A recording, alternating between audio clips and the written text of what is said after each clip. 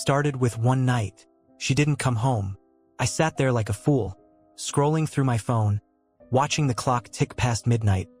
1 a.m., 2 a.m. No texts, no calls, just silence. Katie had gone to a party. One of those just need to blow off some steam nights. Fine, whatever. But by 3 a.m., my mind was racing. You know that feeling when something's wrong, but you don't want to admit it because if you do, then it becomes real? Yeah, that was me. I told myself she was probably with her friends. Maybe she'd had too much to drink, and they were just looking out for her. That's what good friends do, right? But something in my gut told me that wasn't the case. I tried calling her straight to voicemail. At 3:45 a.m., I shot her a text. Katie, where are you? Left on read. The clock kept moving forward, but the minutes felt heavier, like they were dragging me down with them. My head started playing tricks on me. Flashes of her laughing with some stranger, images I didn't want to believe, but couldn't shake. When the sun finally crept through the blinds, the anger hit me. I wasn't just worried anymore. I was pissed. She thought she could just stay out all night without a word. Like I didn't exist? She waltzed out the door in her little black dress, saying she needed a break, that she was tired of putting up with my issues. That stung. My issues. Let me translate for you. She meant my performance issues, which apparently had become the defining trait of our marriage. One time, just once, things didn't work in bed, and suddenly I was the problem. She never let me forget it, throwing little jabs like, maybe you're not feeling it. But of course, she never wanted to talk about it. No, Katie was above communication. She just put on her fake smile, go out with her friends, and act like nothing was wrong. By the time 9 a.m. rolled around, I was done waiting. I grabbed my keys and left the house. I wasn't going to sit there like an idiot anymore. I had a buddy, Dave, who lived near the area where I knew the party was happening. On a whim, I called him up. He answered groggy, but awake. Hey man, did Katie crash at your place last night? She hasn't come home. There was a pause. A long one. I could hear him shifting, the wheels turning in his head. Nah man, I haven't seen her. I thought you guys were together. That was it. That's when I knew. There was no more pretending, no more excuses. Something was going on, and I was about to find out exactly what. By noon, I had checked her location on our shared app. She'd forgotten to turn it off. Amateur move. She wasn't with friends. She wasn't at any after-party. No, she was in some random apartment complex on the other side of town, far away from where she was supposed to be. My hands were shaking when I pulled up outside the building. I didn't even have a plan. What was I going to do? March up there and confront her? Call her out on the spot? Honestly, I didn't know, but the anger kept me going. I felt like I was on autopilot, driven by this raw need to know the truth. When I finally saw her walk out around 12:30, it all came crashing down. She was wearing the same black dress, her hair disheveled, makeup smudged. She looked guilty. No, she looked satisfied, like someone who just had a night they won't forget. And the worst part? She wasn't alone. Some guy, a tall, clean-cut douchebag, was right behind her, zipping up his jacket, looking like he owned the world. They didn't even notice me parked across the street. Katie smiled up at him, that same smile she used to give me, and he kissed her, right there in broad daylight. I froze. My chest tightened. There was a part of me that wanted to storm over, tear this guy apart, scream at her until my throat bled. But I didn't. I just sat there, gripping the steering wheel so hard my knuckles went white. I watched her get in his car and drive off. Just like that, I went home in a daze, my brain spinning in every direction. Questions, anger, humiliation, they all hit me at once. How long had this been going on? Did she think I wouldn't notice? Was this her idea of dealing with our problems? When I got back, I didn't text her, didn't call her. I ghosted her, let her wonder where I was for a change.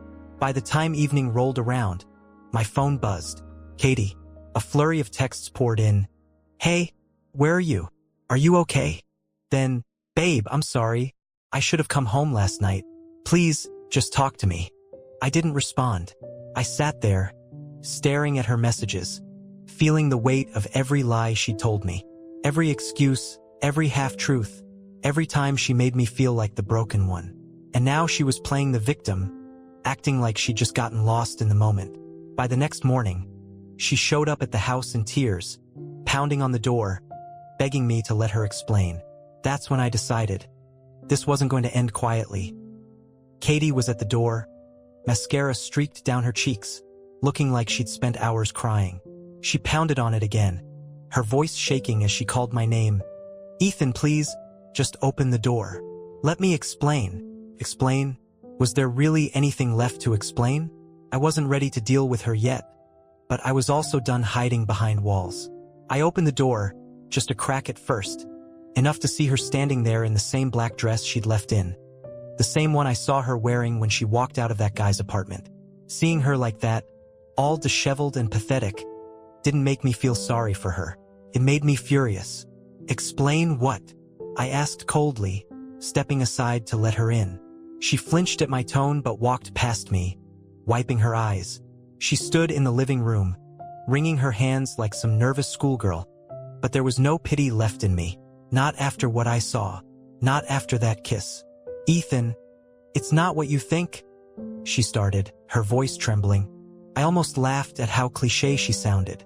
I shut the door behind her and leaned against it, crossing my arms, waiting for her to drop whatever excuse she thought would fix this. "Not what I think," I repeated, my voice low. "So you didn't spend the night with some random guy, Katie? Because I'm pretty sure I watched you leave his apartment this morning. Pretty sure I saw him kiss you right before you got in his car. But please enlighten me. Tell me what I think happened, because I'm dying to hear it." She opened her mouth, but no words came out at first. Her eyes widened in shock. She clearly hadn't expected me to know. "Ethan," she started, stepping closer. I was drunk, okay? I wasn't thinking straight, it just happened. I didn't mean for it to go this far." I scoffed. "Drunk? That was her excuse? You didn't mean for it to go this far?" I shot back, my voice rising. "What part didn't you mean, Katie? The part where you lied to me and said you were out with friends? Or the part where you slept with someone else?" "I didn't sleep with him," she blurted out, a little too quickly. The lie came so fast it was almost impressive. I laughed, short and bitter. "Really? Because I don't believe AF. I caught myself. I don't believe you. Not one word of it." Katie started pacing, running her fingers through her hair, like she was searching for the right angle, the perfect twist to sell me on. "It was a mistake," she muttered, her voice breaking. "I was just so frustrated with everything, with you, with us. You don't even see how hard this has been for me. And there it was. Me. My fault." She turned it around, making it about how she was suffering. I could feel my pulse in my temples as I stared at her, trying to process how she had the audacity to make this about her. "So this is my fault?" I asked, keeping my voice as steady as I could. "Because I couldn't fix things between us fast enough? Because I had some issues in bed?" Katie stopped pacing, and for a moment, I thought she might actually admit it. But instead, she sighed, playing the victim as perfectly as ever. "You don't understand," she whispered. "I've been trying, Ethan. I've been trying to hold it together, but you've been so distant. And it's not just about that, it's everything. You've been pushing me away for months." I couldn't believe what I was hearing. Pushing her away? I was the one who sat there night after night trying to talk to her, trying to figure out what was wrong. She was the one who brushed me off, told me I was too sensitive, or that I was overthinking things. And now she was standing here, blaming me for her screwing around with some guy? "You've got to be kidding me," I said through clenched teeth. "You think I'm distant? You've been sneaking around, lying to my face, and now you're going to sit here and tell me it's because of something I did." She didn't answer right away, just stood there, shaking, looking like she was about to crumble. I almost felt sorry for her again, almost fell for it. But then I remembered that kiss, the way she smiled at him like I never existed. "How long, Katie?" I asked quietly, the question slipping out before I could stop myself. "How long has this been going on?" Her face went pale. She didn't answer, didn't deny it. And that silence, that was all I needed. She had no excuse, no story to make it go away. "Ethan, she stammered, but I cut her off. "You're done," I said, stepping forward. "You're done lying. You're done twisting this around to make yourself the victim. I want the truth." "How long?" Katie looked down at the floor, her hands shaking. "A few months," she finally whispered, barely audible. "It started a few months ago." I felt my stomach drop. A few months. Months of coming home to her. Months of pretending everything was fine, while she was off with someone else. My hands balled into fists, but I forced myself to stay calm. Losing it now wouldn't fix anything. I needed to keep my head clear. "Get out," I said, my voice cold. "Ethan, please," she started, but I wasn't having it. "I said get out," I shouted, pointing to the door. "Go be with him if that's what you want. But don't stand here and pretend this is my fault. We're done." Katie's face crumpled. For a second, I thought she might fight back, argue, try to worm her way out of it. But instead, she nodded, defeated. She grabbed her purse, her shoulders slumped, and without another word, she left. The door clicked shut behind her, and just like that, the silence returned. But it wasn't over. Not by a long shot. The moment she left, I felt a strange sense of relief. For the first time in months, the house was quiet, and for once, I wasn't anxiously waiting for her to walk through the door. It was over, or at least it felt like it. I sat down on the couch, staring at the spot she had been standing just minutes ago. It was hard to believe how quickly everything had come crashing down. One night, just one, and it had all unraveled. I told myself I didn't care, that she was gone, and I was better off without her. I didn't need to hear any more lies, any more excuses. I had cut her out just like she had cut me out of her life for months. I ghosted her just as she ghosted me, emotionally. I thought it was fitting. But ghosting someone isn't as satisfying as it seems. After the anger wears off, there's just emptiness. The adrenaline that had been keeping me upright was fading, leaving me drained. I opened my phone and looked at the texts she'd sent earlier. All of them unread. Desperate, pleading messages. "Ethan, we need to talk. Please, just answer me. I'm sorry. I know I screwed up. Let's work through this. I miss you. Where are you?" Every message made my stomach twist. It was all so fake. She didn't miss me.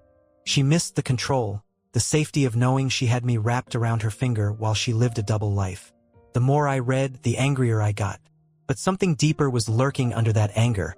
Something I didn't want to admit yet. The sadness. The kind that creeps in once the rage burns out. The kind that reminds you that the person you loved just threw everything away like it was nothing. By the next evening, I hadn't responded to her once. And honestly, I didn't plan to. But life has a way of throwing curveballs at you, just when you think you're in control. It was around 7 p.m. when my phone buzzed again, and this time it wasn't a text. It was a call from her. I stared at the screen, watching her name light up. I almost ignored it. Almost. But curiosity got the better of me. I wanted to hear what she had to say this time. I answered, keeping my voice cold and distant. "What?" Her voice was a mess of tears and frantic breathing on the other end. "Ethan, please. I just need to see you. Just once. We need to talk face to face. I'm begging you." I stayed silent for a moment, listening to her sob. It was pathetic. Or maybe it would have been if part of me didn't still feel something for her. That was the worst part.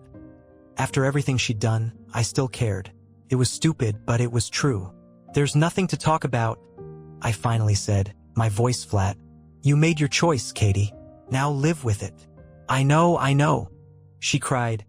"But I just need to explain. Please, Ethan." "I can't." She stopped, choking on her words, then blurted out something that caught me off guard. "I'll leave him. I'll cut him off. He meant nothing. I swear." I froze, trying to process what she was saying. Leave him?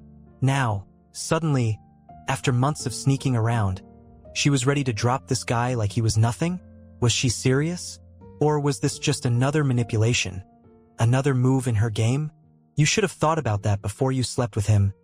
I shot back, harsher than I intended. "It wasn't like that," she screamed through the phone, her voice cracking. "I'm sorry. You don't understand. It was a mistake. I was angry. I felt trapped. You don't know how hard it's been for me. How lonely I've been." I clenched my jaw. There it was again. The same old song and dance. It wasn't her fault. It was never her fault. Always someone else, always me. She was the victim in her mind, and I was the villain. "I don't care how hard it's been for you," I snapped, pacing the living room now. You didn't care how hard it's been for me. I was here, Katie. I was trying. But you just checked out. You didn't even try to work through it. You found someone else instead. That's not fair, she cried, her voice shaking. I didn't plan for it to happen. It wasn't supposed to go this far. It was just, I don't know. I was confused. He was just there. Like that somehow made it better. My hand tightened around the phone. So what, you think you can come back now? Forget it ever happened. I asked, trying to keep my voice steady. That's not how this works. There was silence on the other end, but I could still hear her breathing, shallow and erratic. When she finally spoke again, her voice was soft, almost pleading. Ethan, I love you. I made a mistake, but I love you. Don't throw this away because of one night. One night, I almost laughed again, the bitterness boiling up inside me. This wasn't about one night.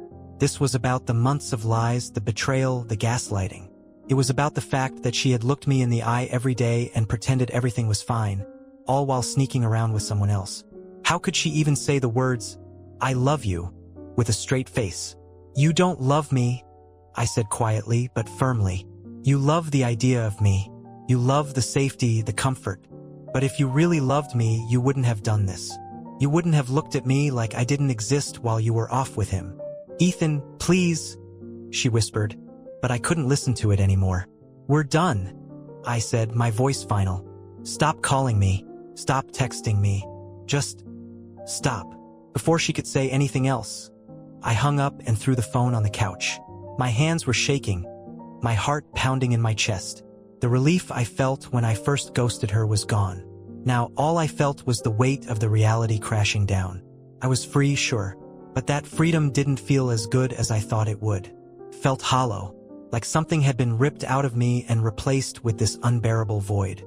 I stood there in the empty living room, the silence ringing in my ears. This was the part no one talks about. The part where, even after you've made the right decision, you're still left standing in the wreckage, wondering if it could have been different. The next few days were a blur. I thought cutting her off would bring me peace, but it didn't. The ghosting was a temporary fix, like a bandage over a wound that was still festering underneath. I didn't hear from Katie again for a while, and honestly, I wasn't sure if that was a good thing or not. The house was too quiet, too empty.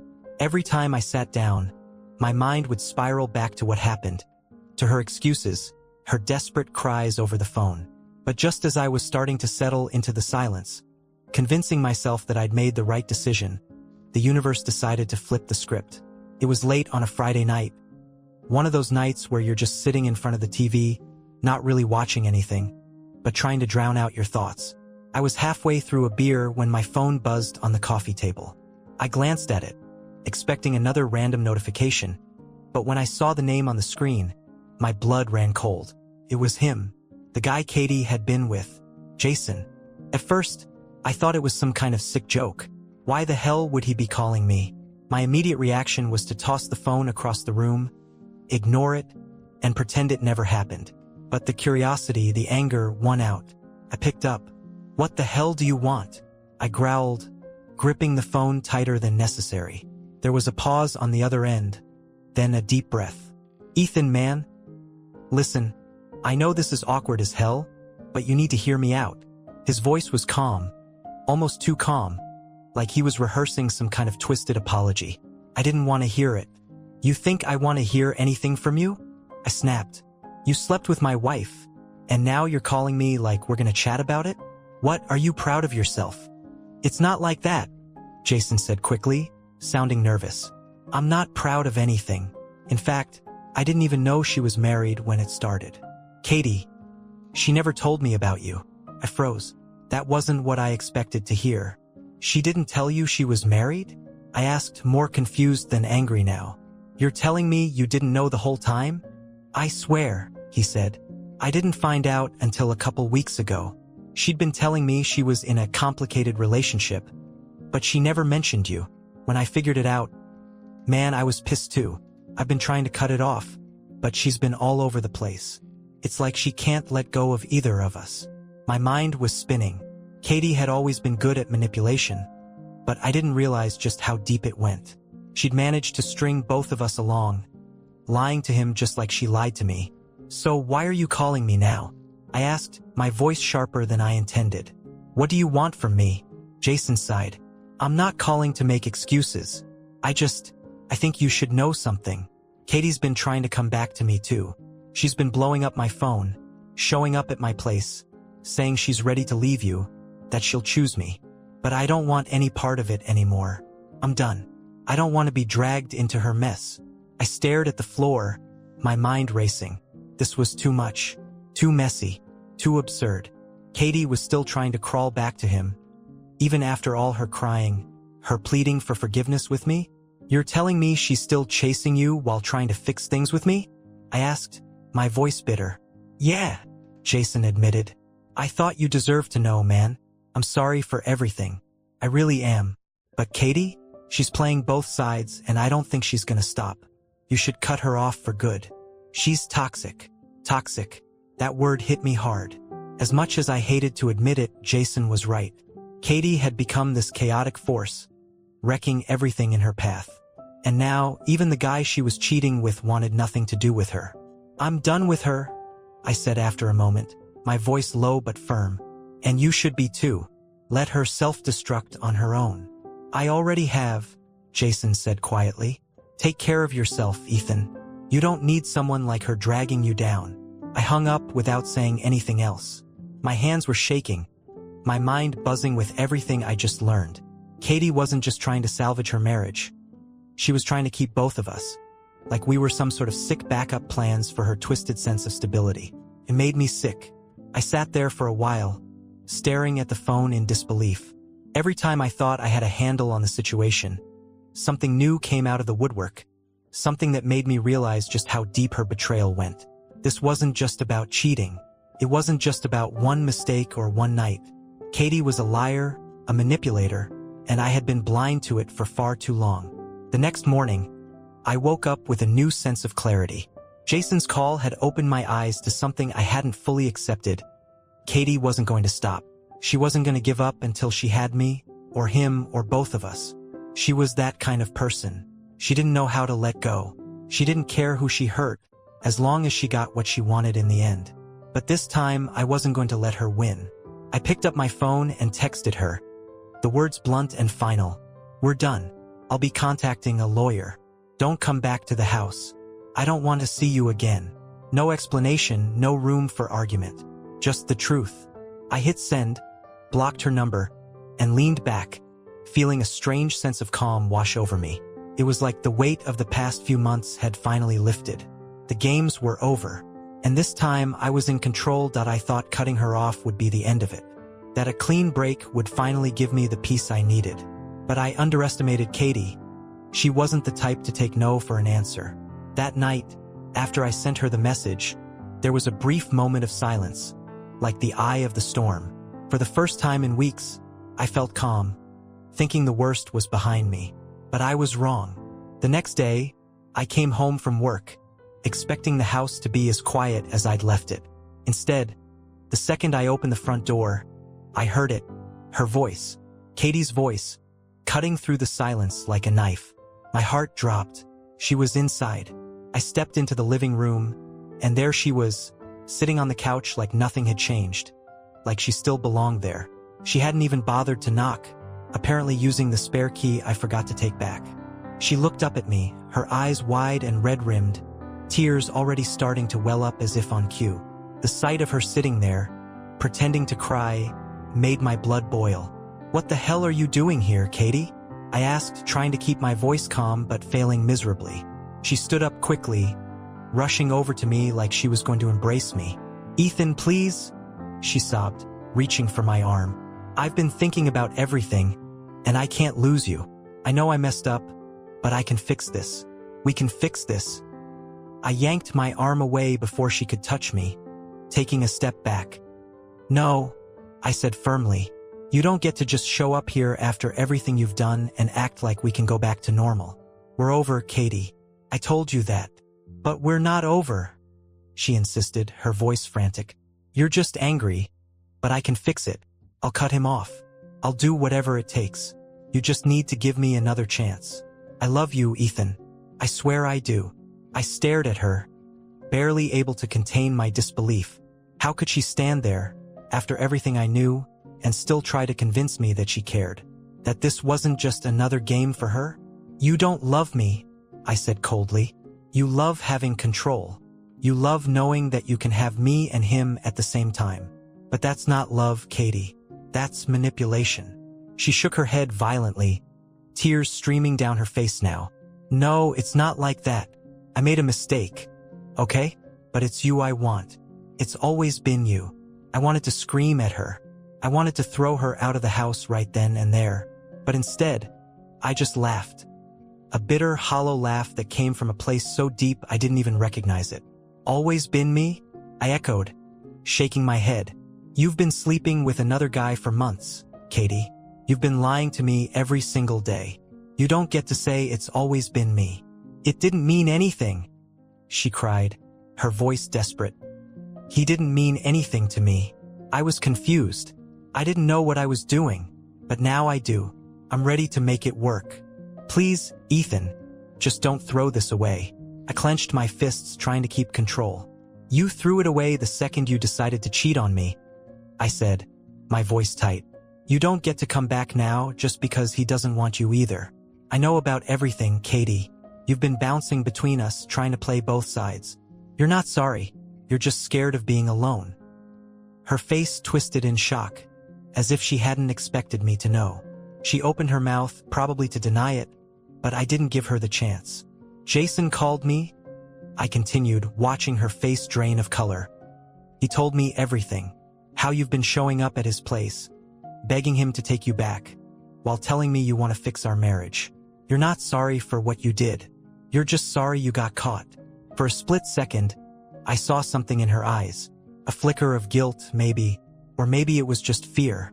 She opened her mouth again, this time slower, her voice barely above a whisper. Ethan, I didn't know how to handle everything. I'm sorry. I'll make it right.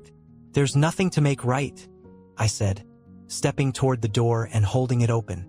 You need to leave. Now, we're done. She stood there for a moment, just staring at me, as if waiting for me to change my mind, as if she still had some kind of power over me. But this time I was done, truly done. She wasn't going to talk her way out of this. Slowly, she wiped her face with the back of her hand, straightened her posture, and gave me this look, this cold, hard stare that made me realize I'd never really known her at all. The tears stopped, the trembling disappeared, the remorse vanished. Fine, she said, her voice cold and venomous. If this is what you want, then fine. But don't act like you're some innocent victim, Ethan. You've had your own problems, and you know it. You're not exactly a prize. I froze. There it was, the real Katie, the one who couldn't handle being caught, the one who always had to make sure she didn't walk away as the bad guy. Even now, with everything exposed, she had to tear me down on her way out. Get out, I said again, my voice calm but firm. She didn't say another word. She just grabbed her purse, walked out the door, and slammed it behind her.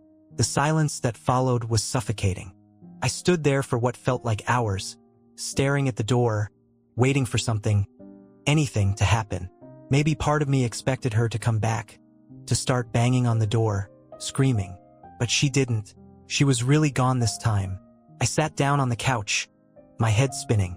The relief I thought I'd feel wasn't there. Instead, I felt empty, like the last piece of the life I thought I had was gone. I knew it was over, and I knew I'd done the right thing, but that didn't stop the hollow ache from settling in my chest. The worst part wasn't that she was gone. It was realizing that she had never really been there in the first place. The next morning, I woke up to the sound of my own breathing in an empty house. No more Katie. No more lies. It was quiet, too quiet. I sat up in bed, staring at the spot where she used to sleep, and for a moment, I felt the ache of it all. The kind of ache that doesn't go away easily, that sinks into your bones and makes you question everything. But as I lay there, I realized that the sadness was mixed with something else. Relief. She was gone. Really gone this time. No more games, no more pretending. I had survived the storm, and now I had to figure out what came next. By the time I got downstairs, I saw it. A message on the table, her handwriting. I had forgotten about the spare key she still had, but she must have snuck in and left it behind. The note was short, sharp, and dripping with bitterness. "You'll regret this. You could have fixed us, but you're too weak to try. Don't think you'll find better than me.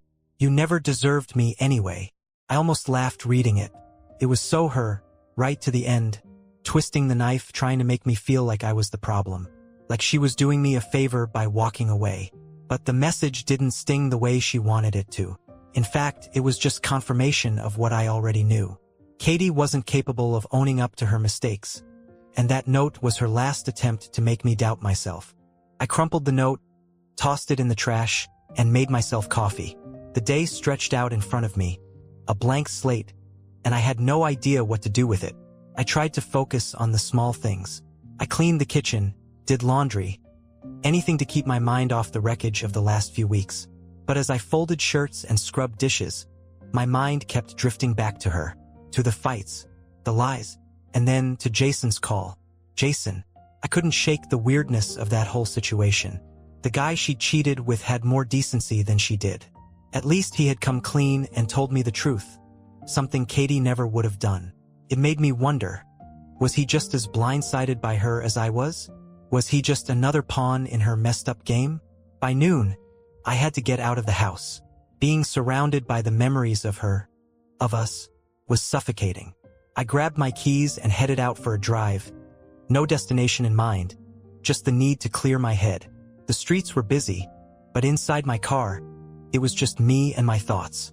For the first time, I let myself feel the weight of what had happened. The betrayal, the months of lies, the anger, the pain. It all came rushing in at once, like a tidal wave, and I had no choice but to ride it out. I pulled into a random park and sat there for a while, watching people go about their lives. Couples holding hands, kids running around, people walking their dogs, normal stuff, the kind of life I thought I had. But now, it all seemed distant, like it belonged to someone else. I wasn't sad about losing her. I was sad about losing the life I thought we were building. The future I thought we had. The plans we'd made, trips, holidays, even stupid things like decorating the house for Christmas. All of it was gone, replaced with the reality that I'd been living a lie for months. It wasn't just Katie's betrayal that hurt. It was the realization that the person I thought I knew was never really there. She had been playing a role, pretending to be someone she wasn't, and I had fallen for it completely. I had trusted her, given her everything, and she had torn it apart without a second thought. But as I sat there, watching the world move on, I realized something else. This wasn't the end. It felt like it in the moment, but it wasn't. Life was still moving. I was still here, breathing, thinking, hurting. But I was also free.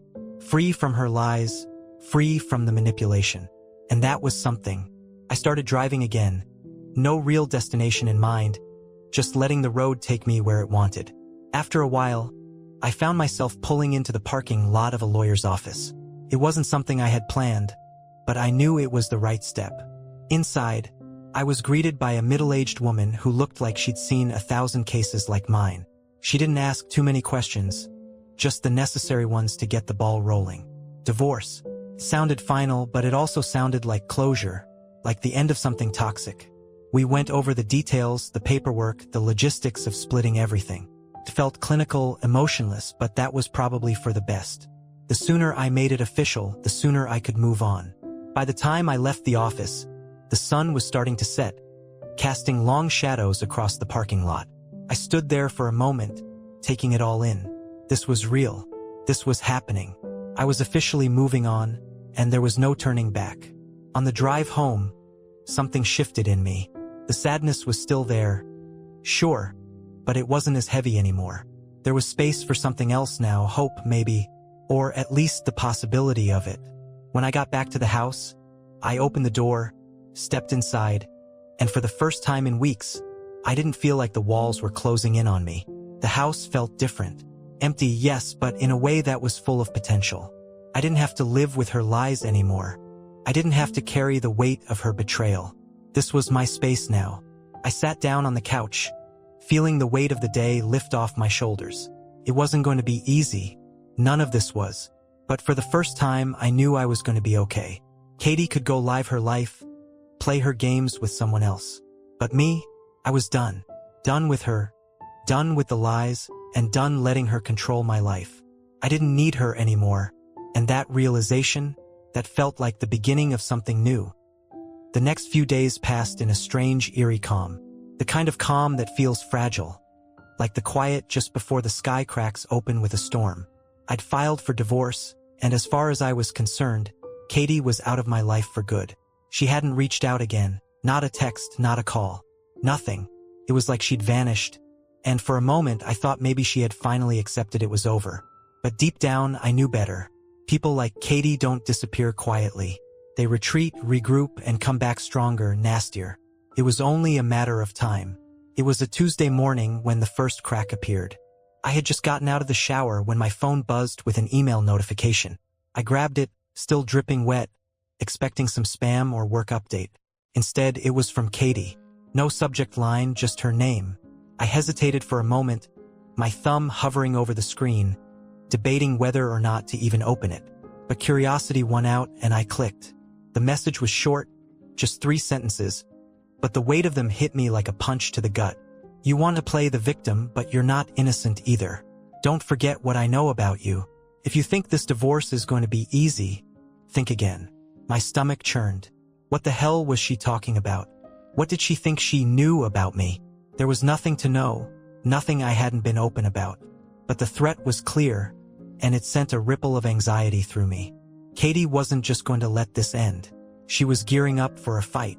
I threw the phone down, my mind racing. This was classic Katie. She couldn't handle being the one who lost, the one who didn't get to walk away on her own terms.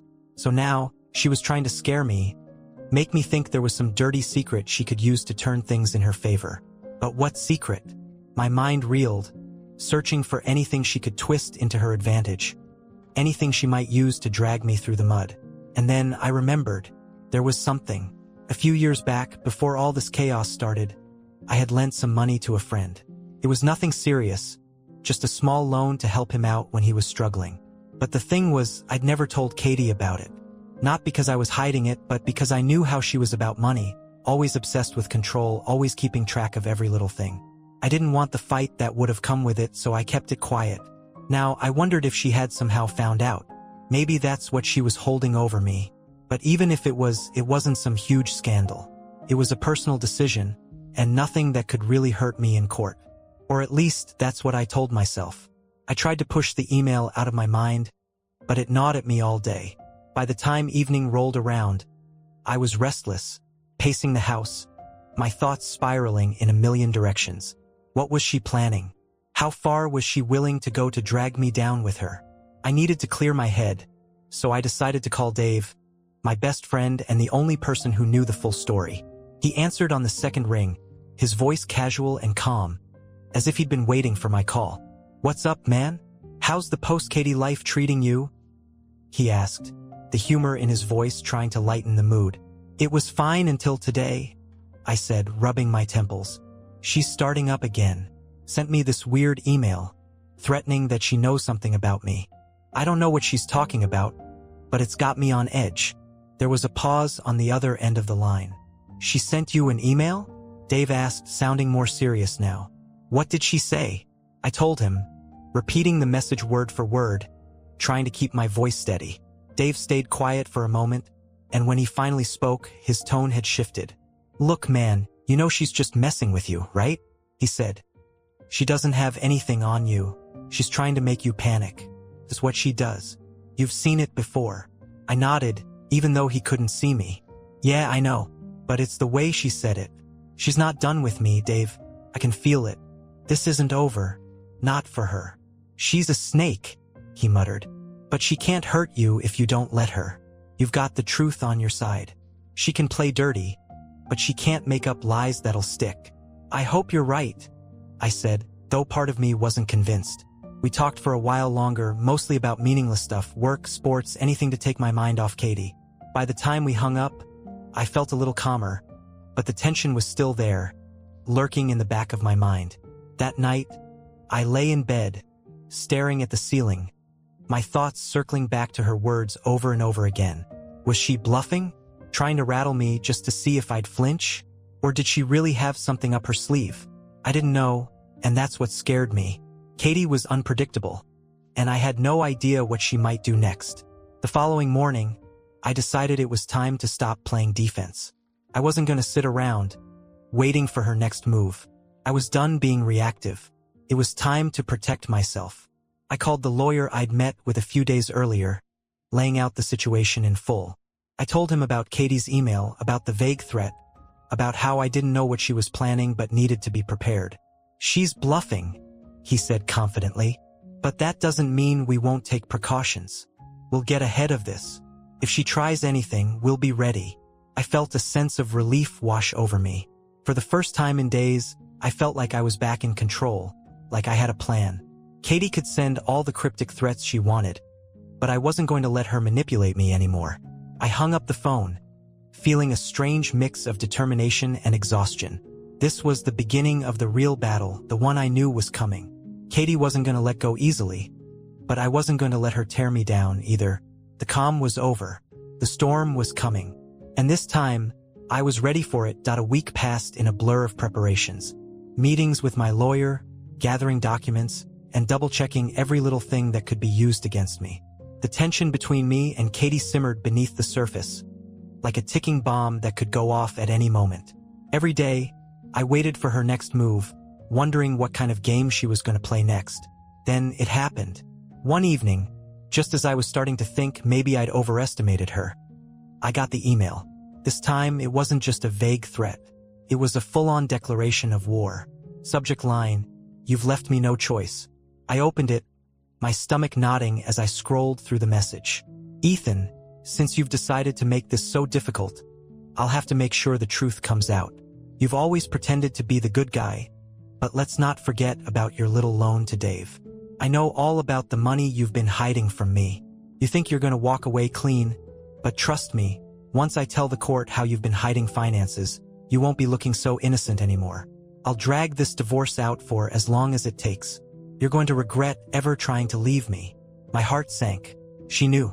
Somehow, she'd found out about the loan to Dave, the one thing I thought she'd never uncover.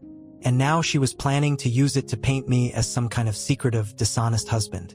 It wasn't a huge amount of money, but it was enough to make things messy if she framed it the right way. The worst part? She could drag this out. She had the kind of manipulative energy that thrived on conflict. The more chaotic things got, the more in control she felt. And now she was going to turn this divorce into a war zone. I slammed my laptop shut, pacing the room, my mind racing with frustration. The walls felt like they were closing in on me, like I was trapped in a game I didn't want to play. I had no idea how far she was willing to go, but I knew she wasn't bluffing anymore. She was serious. She wanted to make this hurt. I grabbed my phone and called Dave, barely waiting for him to pick up. "Dave, we've got a problem," I said as soon as he answered. "What's going on?" he asked, sounding confused. "Katie knows about the loan," I said, running a hand through my hair. "She's threatening to use it in court, make it look like I've been hiding money from her." There was a pause.